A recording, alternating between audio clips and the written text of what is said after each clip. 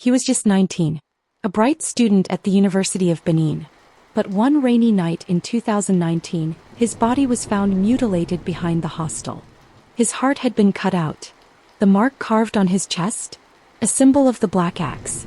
A brotherhood that doesn't forgive, doesn't forget, and doesn't let go. Welcome to Echoes of Africa, the channel that dives into Africa's darkest mysteries and true crimes. Today we unravel the terrifying rise of Black Axe, Nigeria's deadliest cult, whose shadow now stretches far beyond the streets of Benin City, to Europe, Canada, and even the US. This is more than a story about violence. It's about how a secret society became a global crime empire. The Black Axe wasn't always about murder and fraud. It started in the 1970s at the University of Benin as a neo-black movement, born out of resistance to military oppression. But what was once activism soon turned to anarchy. By the early 90s, reports of violent initiations and campus killings surged. They called themselves AxeThe, carried out rituals like chopping with machetes, and swore allegiance to a brotherhood that operated like a cult and fought like a militia.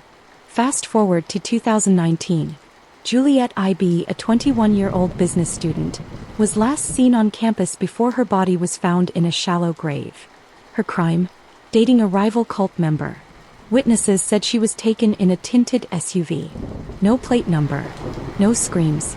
Juliet's death triggered a wave of retaliation. 5 bodies were found within a week, all showing signs of ritual killings.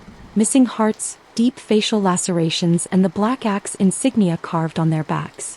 One police officer in Benin, Inspector Ed Osiande, told local press, "It's a silent war.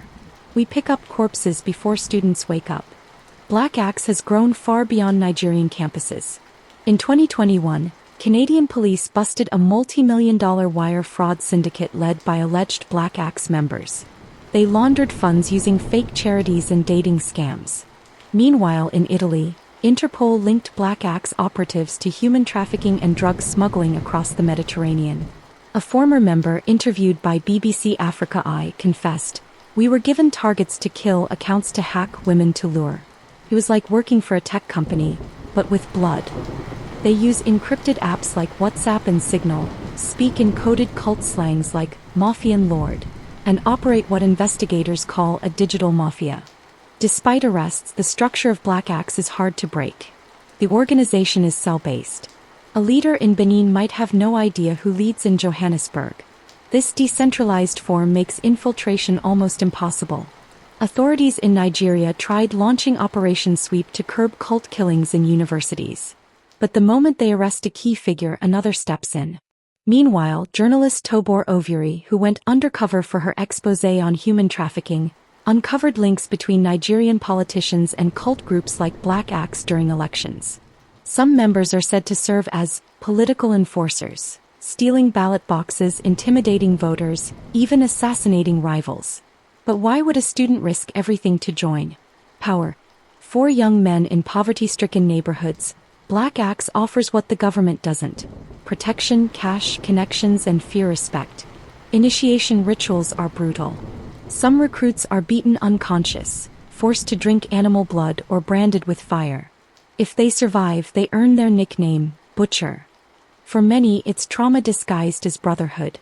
In 2022, leaked documents showed that certain local government officials in Lagos and Edo allegedly made payments to cult groups during elections.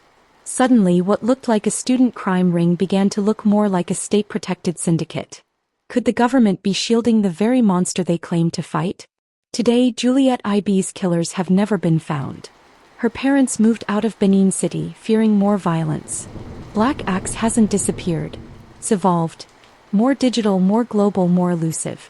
But one thing remains. Wherever they go, fear follows. And so do the echoes. If this story shocked you, don't just scroll away. Hit subscribe, drop a comment, and share. We've only scratched the surface of Africa's hidden truths.